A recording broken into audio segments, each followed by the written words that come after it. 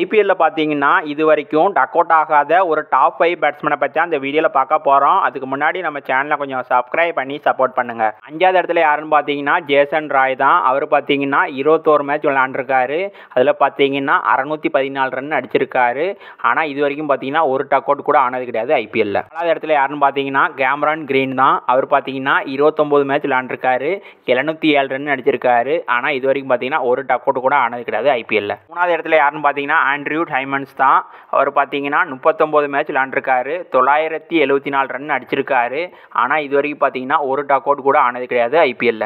2வது இடத்துல யாருன்னு பார்த்தீங்கன்னா ரிங்கு சிங் தான். அவர் பார்த்தீங்கன்னா 58 மேட்ச் விளையாண்டுருக்காரு. 1099 ரன் அடிச்சிருக்காரு. ஆனால் இது வரைக்கும் பார்த்தீங்கன்னா ஒரு டக் அவுட் கூட ஆனது கிடையாது ஐபிஎல்ல. முதல் இடத்துல பார்த்தீங்கன்னா தமிழ்நாட்டை சேர்ந்த சாய் சுதர்சன் தான். அவர் பார்த்தீங்கன்னா 40 மேட்ச் விளையாண்டுருக்காரு.